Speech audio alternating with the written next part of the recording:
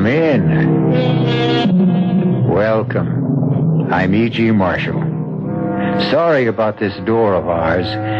We've tried oiling it 100 times, but it doesn't do the least bit of good. You see, this is the door to the Radio Mystery Theater, and its hinges have a mind of its own. And speaking of the mind, that's the subject of the story you're about to hear. We're going to take you deep into the recesses of a human mind. But you won't be alone on your journey. You'll be accompanied by 3 people. One of them is a psychiatrist, a man whose purpose it is to heal and cure.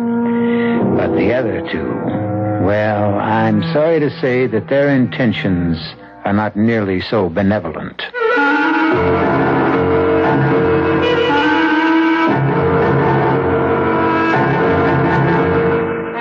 Our mystery drama, The Case of M.J.H., was written especially for the Mystery Theater by Henry Slessor and stars Augusta Dabney.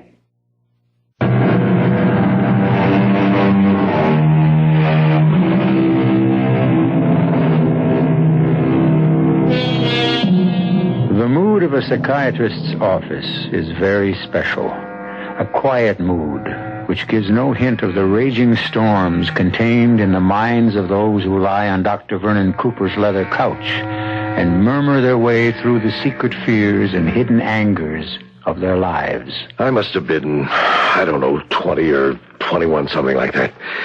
That was when I started putting on the pounds. My God, I put on weight so fast I had to get rid of a suit I'd bought only 2 months before. It was... like you said, I got myself into a spiral. I couldn't get out of it. I didn't have any friends. I didn't think any girl would look at me twice, fat as I was. And the more I felt deprived, the hungrier I got. And the more I ate, and the more I ate, and... Oh, listen, I must have told you this story a dozen times, Dr. Cooper. No, it doesn't matter. It's like a waste of money, isn't it? Me coming here twice a week and telling you the same things over and over. Oh, there are differences. There are always differences in the way things are related. Those differences can be very significant. Well, maybe. Why are you looking at your watch? Oh, I got my time's up, isn't it? Yes, but why not let me tell you when the hour's up? I guess I'm just anxious to get out of here. I've got something to do this evening. Business appointment? Well, like you said, Doctor, the hour's up. I don't have to say any more, do I? All right, Mr. Harrison. We'll go on next time, then. Right. Listen, would it be all right if I didn't come in at 3 o'clock on Wednesday? I'm busy then. Could we change the time? Well, why don't you check with Miss Sheridan? Yeah, I'll do that. So long, Dr. Cooper. Bye. Miss Sheridan. Yes, Mr. Harrison? Dr. Cooper said I could ask you if there was some other time I could come on Wednesday. Well, let's see. You were scheduled for 3. Oh, wait a minute. I see that Dr. Cooper has a free hour at 10. If you can make it that early? Yes, that'll be okay. 10 o'clock. Thanks. Bye, Mr. Harrison. So long. Dr. Cooper's office. Hi, Maddie. It's Judy. Oh, hello, Judy. How are you? Okay. Listen, what are you doing tonight? Usual, I suppose. Eating dinner and watching television. Who knows? I might vary the routine by washing my hair. You wouldn't like to go to that party with me? What party? Oh, Judy, you don't mean that dancing school thing? Yeah, that one. Judy, why do you talk about those things as if they're really parties? Nobody gets invited. You pay to be there. Oh, it's better than nothing, isn't it? Not for me, it isn't. Well, what choice do we have? There's got to be some way to meet a man in this town. Well, all we ever met there are dancing instructors. And all they want is to sign us up for a 5,000-lesson dance course, payable for the rest of our lives. Yeah, I guess you're right. What did you say was on TV tonight? Maddie? Oh, excuse me, Judy, have to go. Oh, okay. I'll call you later. Mm-hmm. Yes, Dr. Cooper? You might as well run along home. I have some notes to transcribe, and I'm not expecting any more patients. I'm not in any hurry, Doctor. No, you run along and enjoy your evening. Oh, did I say something wrong? I beg your pardon? That was quite a face you made when I said that. Oh, I'm sorry. My evening was just under discussion. Doesn't look that enjoyable. Oh, Well, whatever happened to that young man you were seeing a while back? Freddie something? You're just a little bit behind schedule, Dr. Cooper. Freddie was gone with the wind just about a year ago. Huh? Is it that long? There never was much there to begin with. Oh, I'm sorry to hear that. Well, see you in the morning as usual. As usual. That's the phrase, all right.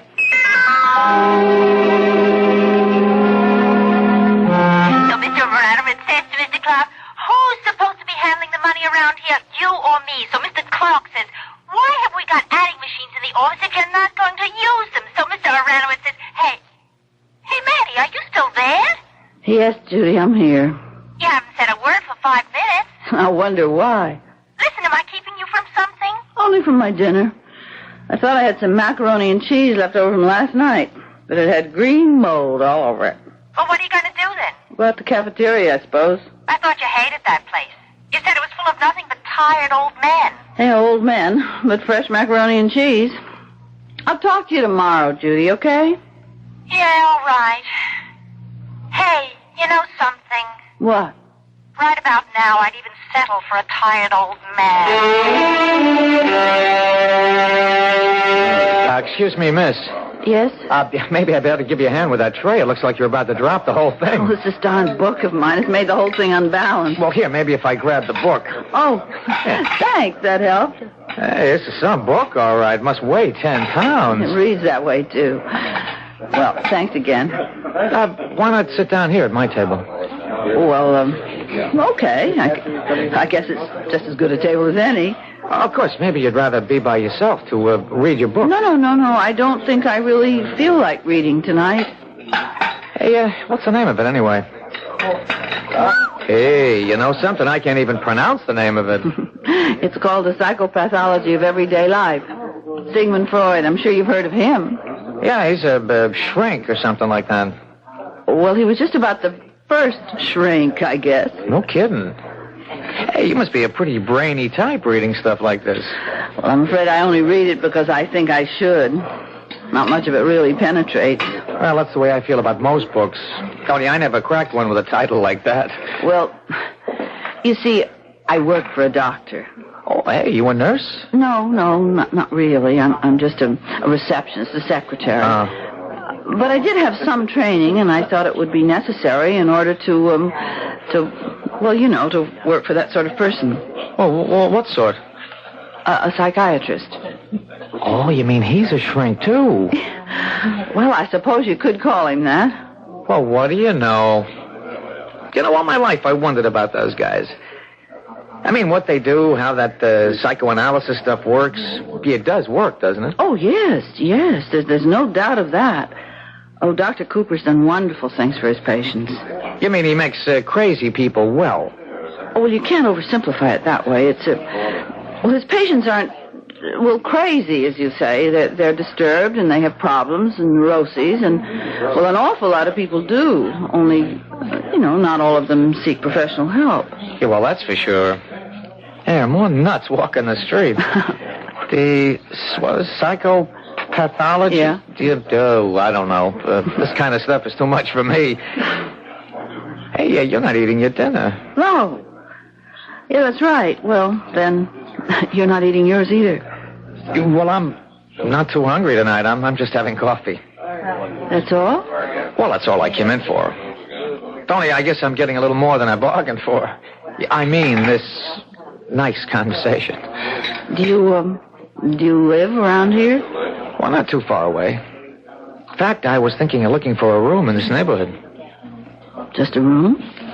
Well, yeah, what else does a guy like me need? I mean, a guy without a family. Oh, I see. You know, I really can't get over it. Over what? The combination. What do you mean? I mean, a girl like you, a nice-looking girl like you, with brains, too. Listen, my name is Jimmy French. How do you do? Oh, hey, come on. Fair is fair. I told you my name, the least you can do. Okay, my name's Mattie Sheridan. Mattie? Yeah, well, the truth is my name is Matilda, but I don't care for it very much, so my friends call me Mattie. Well, fine, that's okay with me. My name is James. Well, I guess I should be running along. I gotta meet a guy downtown. Talk about a job. Oh, you're not working right now? No, well, I'm kind of between things, but it'll be okay, I guess, if I just keep trying. That's the old American spirit, right? Yes, of course. It was sure nice talking to you, Maddie. It was nice talking to you. Maybe I'll see you around. Who knows, right? Yeah, who knows?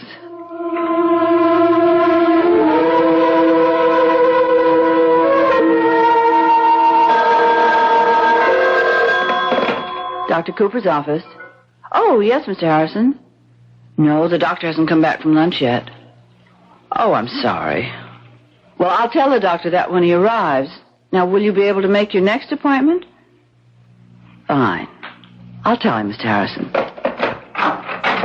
Oh, Dr. Cooper. Sorry I'm back so late, Matilda. Mr. Harrison isn't here yet, is he? No, he just called this minute. He said he wasn't feeling very well, and he won't be able to make it today. Oh, yeah, I was afraid of that. Did he say what was bothering him? No, that's all he said. But he promised that he'd be here for his next appointment. You look worried, Doctor. Yeah, I am. Worried about that man. Sometimes I almost feel I should arrange another doctor for him. He just isn't making the progress I hoped for. Oh, well, if he calls again, put him through directly to me. Tell him I could fit him in tomorrow if he wants. Yes, Doctor.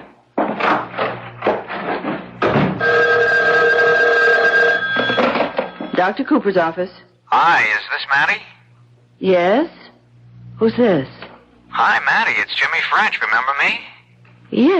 Yes, I remember. Hey, how did you know where to reach me? Well, I remembered what you said about this Dr. Cooper. I just looked you up. Oh. Listen, I hope you don't think I'm fresh or anything, but I was wondering if maybe you'd see me sometime. Like tonight. Well, I really don't know. It's sort of short notice. Yeah, I guess it is. I don't blame you for saying no. Oh, well, I didn't say no. I just meant that I was going to stay home and do some ironing, but I guess that can wait. Hey, you mean it? Yeah, of course I do. Do you think you can pick me up at my apartment? Well, sure. Where is it? It's 915 Southern Avenue on the first floor. Apartment 2A. Is 7:30 okay? 7:30's fine. Oh, great. I'll see you then, Matty.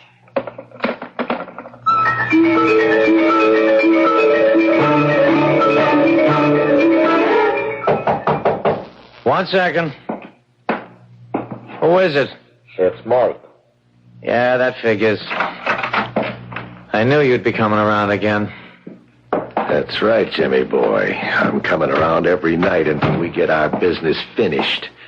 Now, what do you say? Got a little installment for me? Mike, listen, I got something better than an installment. Come on, buddy. Don't tell me you got the whole thing. I'd keel over and die. You never had 2 bills in your pocket at the same time. Mike, I got something going. I got something that's going to take a little time, but it'll be just what I need. What we both need. You know what I need, Jimmy boy. I need my bread. All of it. And I need it now. You'll get it. Every nickel, Mike. I'm going to start putting it all together tonight. 7:30 tonight.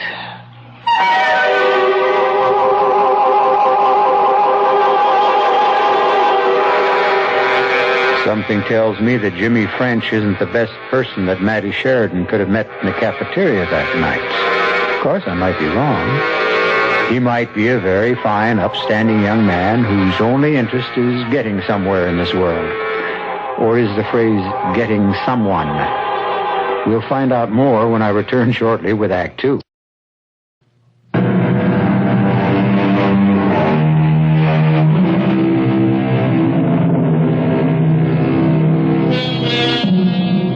Matty Sheridan has had a remarkable evening. Remarkable simply because a man, young, attractive, and unmarried, has sought her out, treated her to dinner, taken her to a movie, and is now walking her back home. Not a very noteworthy event for many women, but for Matty Sheridan, after a year of loneliness, a most significant evening indeed. I don't think you really liked the movie, Jimmy. Yeah, it was okay. You seemed awfully Fidgety. I like it that way sometimes, fidgety. I don't know, maybe it wasn't the best way to, well, you know, get to know somebody just by sitting in a movie house watching a picture. I see. Oh, what happened about that job? What job? I meant to ask you at dinner about that job interview you went on the night we met. Oh, that. Well, that didn't work out, but I'll get something. Don't worry about me. What sort of work do you do, Jimmy? Well, all kinds of things. Listen, what time do you have? I don't have a watch. I mean, I do, but it's broken. It's in the shop. It's 10 minutes after 11. Oh, is that late? I mean, as far as you're concerned. No, not very. Well, maybe I could come in for a few minutes, huh? Yeah, of course. If you want to. I could, I could make some coffee, maybe. Well, that'd be great. Or maybe you'd like some hot chocolate. I still love hot chocolate late at night. I suppose I'll always be a child, even though I'm not a child. Tell you the truth, what I'd really like is a beer, if you have one. Yes, sure, I think I do. Swell. You like living alone, Matty? Oh, I don't think anybody really likes being alone. No, that's for sure. Hey, you skipped the glass. I'll drink it right out of the can. Okay. Thanks. Oh, that's good. Jimmy? Hmm? Can I ask you something? Oh, sure. Why are you having trouble finding work? Oh, I don't know. It's just the times, I guess. Well, when you say you do all kinds of things, what would some of them be? Well, I guess anything that doesn't require brains. Oh, come on. I don't believe that. You're very intelligent, seems to me. Well, thanks, but you know better, Matty. I mean, you know I'm not so good in the education department. I quit high school in my second term. Ooh, that was a big mistake. Well, mistakes can be corrected. Look, Matty, you might as well know the worst about me. When I was a kid, I was in trouble all the time. Stealing cars, stuff like that. I was even arrested a couple of times. But you were young. You didn't know any better then. Yeah, I guess. It doesn't do any good to blame yourself for what you've done in the past. That just gives you guilt feelings. Yeah, Doc. Guilt feelings, right? Hey, how much do you charge for an hour? I'm serious, Jimmy. Yeah, I was afraid you might ask me something serious. Would you rather I didn't? No, the truth is I want you to be serious with me. I haven't met anybody like you in a long, long time. Then tell me about yourself, Jimmy. Okay. Why, you want to hear the rough part? I'm a nothing. Oh, I don't believe that. Oh, you can believe it, Matty. I'm a nothing. I don't have a trade. I can't do anything that'll make me a decent living. I've had 6 jobs this year, none of them worth $100 a week. I'm not the kind of a guy who can, well, take a girl to fancy places, stuff like that. I don't like fancy places myself. Yeah, but you deserve something a lot better than cafeterias. I mean, you're really something special, Matty. Didn't you know that? Me? Listen, I never thought a girl like you would look at me twice. But why? Oh, come on, you know, you're a million times smarter than me. Look, maybe I'd better be going. Well, you haven't even finished your beer. I'd better go. I'm just getting you all depressed, and me too. Jimmy? Huh? Will you be calling me again? Why do you want to hear from a guy like me? What for?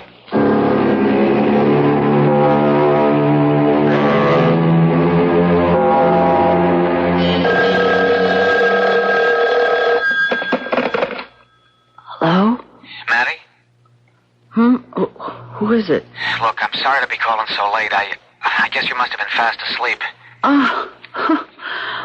Well, I did go to bed right after you left. Yeah, I shouldn't have done it, but I just had to talk to you again, Maddie. I hated to see things left the way they were. I don't know how things were left. Maddie, would you see me again? Of course I would. You wouldn't be just saying that, Maddie. Don't be silly. Because now you know what kind of a bum I am. I don't know anything of the kind. Listen, this is crazy, but would you see me tomorrow night, too? Yes, Jimmy. Sure, I'd be happy to see you tomorrow night.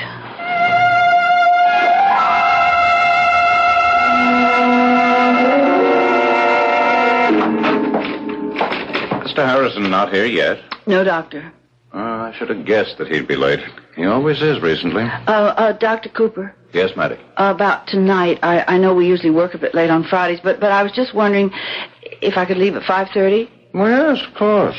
Huh. Something special about tonight? Yes, sort of. I've been meaning to tell you how well you've been looking these days. You're doing your hair differently, aren't you? Yes. Yeah. I got sort of tired of that old maid look. Now, if I had to give a professional opinion, I might diagnose a condition of the heart. All right. I'm here. I suppose you're all upset because I'm late. Oh, no, Mr. Harrison, not at all. Please come in.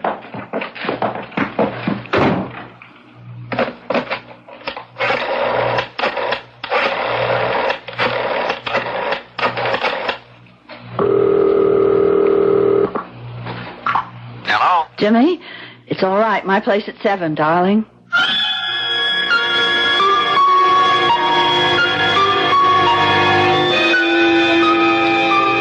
Here we are. Roast beef, specialty of the house. Yeah, looks good. Would you pour the wine, darling? Uh-huh. You do like roast beef, don't you, Jimmy? Yeah, sure. Not too well done, is it? Oh, my oven heats up like Vesuvius sometimes. No. It's just right. Hey, Jimmy, what is it? Now, look, I can see that something is the matter. Well, nothing's the matter. The roast beef is great. The table looks terrific.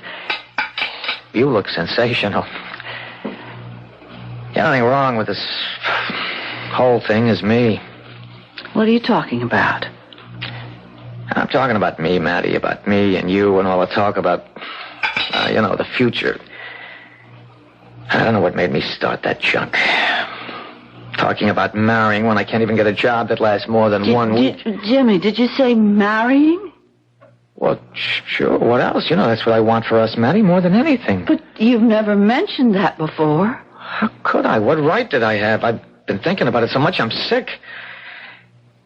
You know how that is. You can think about something and get sick. Head aches right now. Oh, darling, poor boy. Why didn't you say something? No, it's not a case for an aspirin. It needs another kind of pill. A money pill. That's what it needs. Oh, Jimmy. Maddie, I told you a lie. I told you that I was a wild kid, a bad kid. That was a lie. I was just an ordinary kid. The guy I described, the crook, the punk who stole cars, the guy who got himself arrested twice. That's me now, Maddie. Right now. You don't mean that. I'm telling you the truth about myself. I'm not just a crook. I'm a cheap crook at that. Oh, I just don't believe that. Well, you better, for your sake. It's even worse than you know. I'm not just broke. I'm in debt. I've been living on borrowed bread. If I don't pay it back, I'll either go to jail or get my head busted in. Oh, Jimmy, no. Well, that's what they do to guys like me. Jimmy, listen. Listen, I have some money saved. I have a little over $300. I owe $8,000, Maddie. What? I owe $8,000. How do you like them apples? Oh, Jimmy. Yeah, I'd be some husband for you, wouldn't I? Best thing for you is to lose me, honey. Lose me. But I don't want to lose you. There has to be something that can be done, Jimmy. Well, Yeah, maybe. I've been thinking about it a lot. What have you thought? I thought that... What? I can't even tell you Oh, about please, come on, you have to. it. Okay. It's the only time I'll ever ask you to do something like this because I'm going to change right after it's over. I'll change, Maddie, so help me. After what's over? One more job. Only one, I mean it. But it's got to be something worthwhile. Now, Maddie, I want you to bring me the files from the doctor's office. What? I want you to bring me his files, as many as you can carry, only the current cases, the people he's had recently. But, Jimmy, Now, let me finish. I want to borrow those files just overnight. I'll go through them real quick. So fast you can have them back in the drawers by morning. Who knows? Maybe I'll find what I'm looking for right away. Well, what are you looking for? What good will Dr. Cooper's files do you? It's just an idea I got. I mean, this analyst stuff is pretty personal, isn't it? I mean, they have to tell the doctor everything, don't they? Yes, of course. There can't be any secrets from an analyst. That would defeat the whole purpose. Right. No secrets. So if I could see the doc's notes, if I could read through them, well, there's bound to be plenty of stuff they'd like to hide, stuff they'd pay money to keep quiet. Jimmy, you're talking about blackmailing. Your boss has a lot of rich patients, hasn't he? Now, you told me how much this analysis stuff costs. I mean, $60 an hour. They're going to be loaded, Jimmy, right? please don't ask me to do this. Honey, they can afford a few grand. It wouldn't hurt them to part with a few grand. If I could just get enough to pay off the loan and maybe a little extra for us to get started. No, I won't, Jimmy. I can't, I won't. You won't even listen to me. You won't even give me a chance. I couldn't do such a thing. I just couldn't. Not even for me? For us? No. All right. So that tells me what I want to know. Yeah, I guess you want me to beat it out of here right now, don't you? No, I didn't say that either. It just can't be both ways. It isn't fair. It just isn't fair to ask me to do such a thing. It isn't. So long, Maddie. I'm sorry about the dinner. You went to a lot of trouble, but I just don't have any appetite. Jimmy.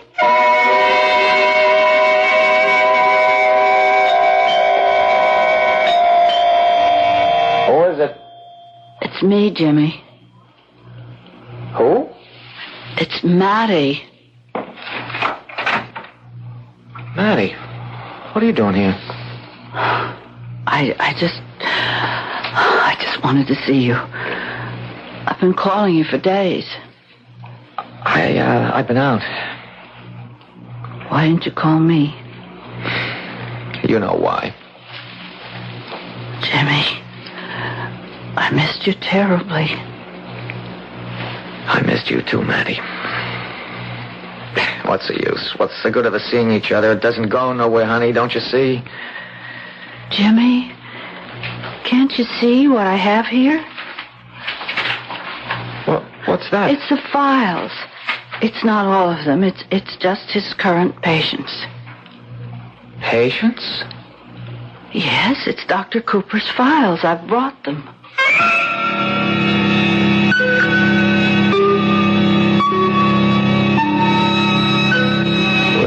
Well. They say that love is blind. But in this case, you might also say that love is just a little bit larcenous, too. No, we won't pass judgment on Maddie Sheridan. We know the pressures that she faces. But who knows who else is going to be pressured as a result of this night's work? We'll find out very soon when I return with Act 3.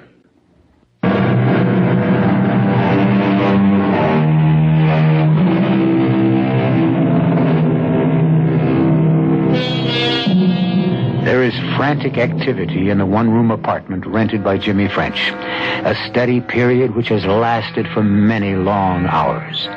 Folder after folder has been perused. Long, copious notes full of psychiatric jargon have been studied.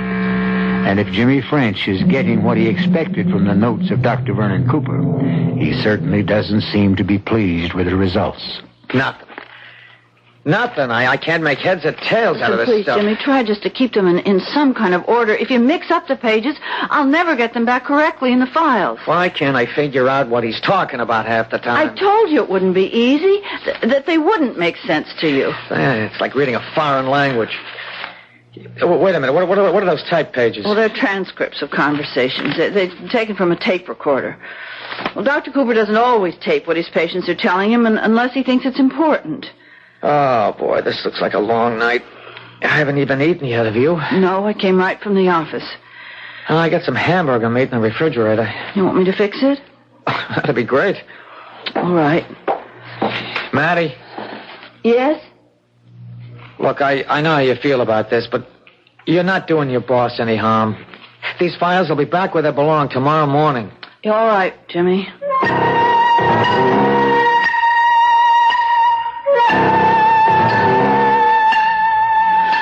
Well, it's all set. I couldn't find any hamburger rolls, so I hope white bread will do. Maddie, I think I got it. I think I found the one. You did? He doesn't mention the guy's name, just his initials. M.J.H. Now, who is he? Do you know? Who's M.J.H.? Oh, Jimmy. No, not that one. Well, why not? Who is he? Because his name is Harrison. It's Martin J. Harrison, and he's in Wall Street. And I suppose he's very wealthy, but he's such an unhappy man. Jimmy, don't make it any worse. He doesn't sound so unhappy to me. You read the stuff about him? No, I don't know anything about him. Dr. Cooper types his own notes. They're confidential. Well, I'll tell you one thing about the guy. He's got a girlfriend. He does? How old a guy would you say he is? Oh, I don't know. I suppose he's close to 60. Well, guess how old Diana is. That's her name, Diana. She's 18 years old.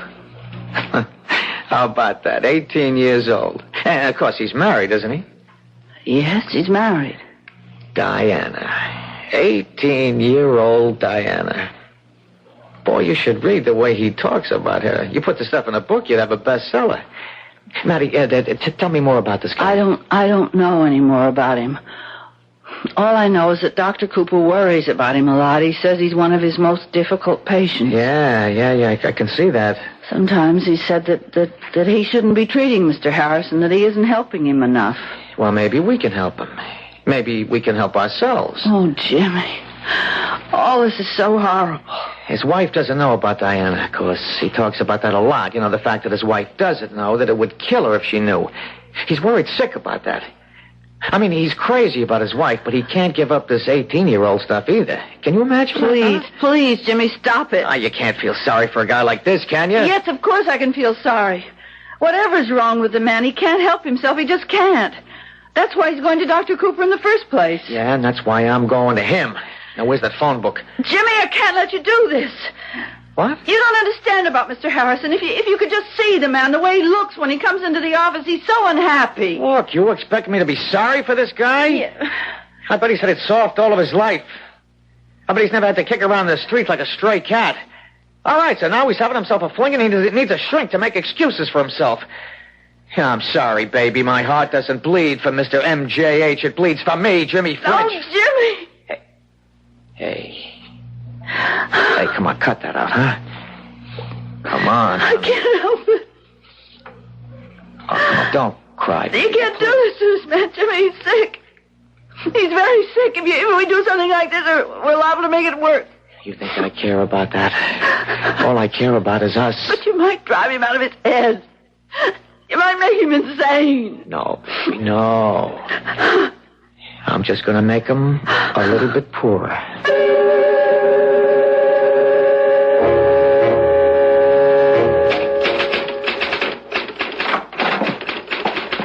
Oh, good morning, Mr. Harrison. Morning.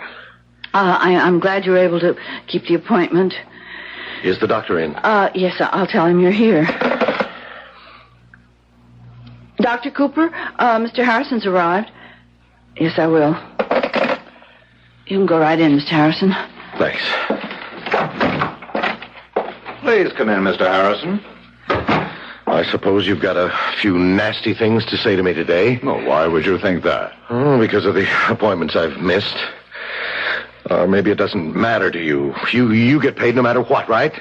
probably a relief to you when your patients don't show up. Please lie down, Mr. Harrison. All right. Well, is it true?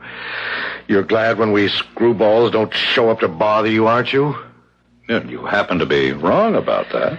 I'm not glad to miss a session. I lose something by it. And more important, so do you. $60, that's what I lose. Can you give me any particular reason why you didn't show up last time? You know the reason. Do I? You know very well. I needed a different kind of therapy, Doctor. Go on. Well, you know what I'm going to say next. Well, I'd rather you did the talking. I went to see her, of course. Diana. I see. Took me a whole day to figure out how to get to Diana's place and stay a while. Without my wife finding out, of course. And did you succeed? Yes, I succeeded. I told her I was coming to see you. That's always a good excuse, of course, going to see my analyst. So you see, you do come in handy sometimes, Dr. Cooper. You're worth $60 an hour even when I'm not here lying on your couch. I'm on somebody else's couch. You don't really consider me an excuse, do you, Mr. Harrison? No, that's not what I meant, Doctor. You know what I meant. Please continue. Anyway, I made sure that Elizabeth didn't know where I was. I always have to make sure of it, that she doesn't suspect anything. I told you what it would do to her. She's a sick woman. That heart of hers is held together with tissue paper. Did I ever tell you how sick she is? Yes, you've told me. It would kill her if she found out about Diana. She'd just lay down and die. I can't have that happen, Doctor. She's everything to me. She's my whole world. Well, I know what you're thinking. If she's my whole world, what am I doing with Diana? That's what you want to know, isn't it? If you can answer the question, please do. That's just the thing. I can't answer it. I don't know every time I see that rotten little 18-year-old tramp. Tramp, that's all she is. Jailbait. And yet you continue to see her. I've got to. I can't help it. I've got to go on seeing her, Dr. Cooper. She's got a spell on me. A hex of some kind, I swear it.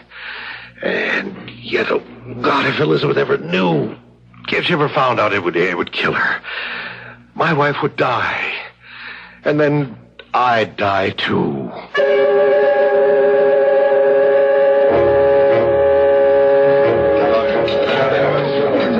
Jimmy, over here.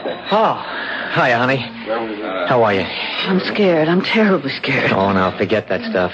You got nothing to be scared about. Why didn't you call me all day? Don't you realize what I was going through? Well, I was too busy. Jimmy, please tell me what's happening. Okay, I'll tell you exactly. I called Mr. Harrison. You really did? I called him in his office. I told him I know all about his little 18-year-old and that if he didn't want his wife to find out... Dear Lord. Now listen, tell me about Dr. Cooper. Everything's okay there, isn't it? If you mean the files... No, he doesn't realize they were disturbed. Now, what about his prize patient, M.J.H.? Well, he didn't come in today. He broke his appointment today. He always does that when something's really bothering him. Maddie, listen, this will all be over soon. When? Please tell me when. This weekend. So soon? Well, there's no use putting it off. I set the price high, so he's liable to bargain. I'm ready for that. I know how to compromise.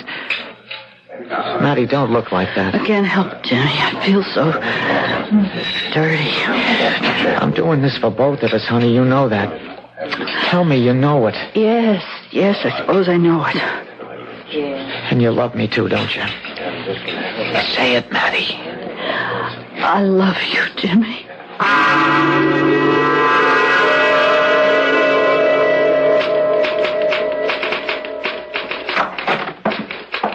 Morning, Maddie. Morning, Dr. Cooper. How are you? Oh, not very well this morning, I'm afraid. Why? What's wrong? Well, I gather you haven't heard the bad news. No, I haven't. It appears that I've lost a patient. Who is it? My problem patient. Oh, I should have known better. I should have realized that he needed more help than I was able to give him. Then this might not have happened. You don't mean Mr. Harrison? Yes, Mr. Harrison. I knew there was a dark and dangerous force within him. that it was getting closer to the surface every day, but I never expected anything like this. What happened? He killed a man, Matty. He what? I saw the violence in him, but I didn't foresee this. Who did he kill? A blackmailer. Man's name was French, James French. He was threatening to tell Harrison's wife about a young girl Harrison was in love with. Harrison wasn't going to pay him. Harrison went to see the man, and he brought a gun with him. He shot him dead, and now the police have arrested him. Dear God. A blackmailer. I can't understand it. I can't understand where he could have learned such a thing. How he could have made such a terrible mistake. A mistake? What do you mean? Well, I mean, there was no cause for blackmail, Matty. No real cause, only the dark fantasies in his own soul. Fantasies? There was no girl named Diana. It was only Harrison's delusion, only a creation of his own guilt-ridden mind. She wasn't real? He was guilty about something that never existed. And when a blackmailer threatened him, he protected his delusion with murder. The ultimate rationalization.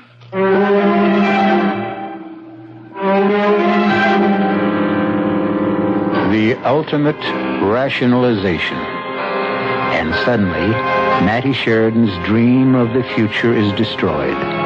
But then, her dream was a rationalization too, wasn't it? She'd convinced herself that true love was more important than truth. Now, of course, she'll never know whether the love of Jimmy French was true or not. At least she's spared that cruelest of all fates. We'll be back shortly.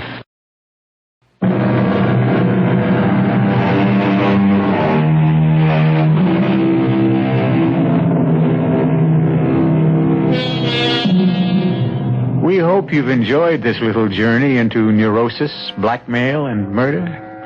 They're the typical sort of menu on the Radio Mystery Theater, as our loyal audience has already discovered.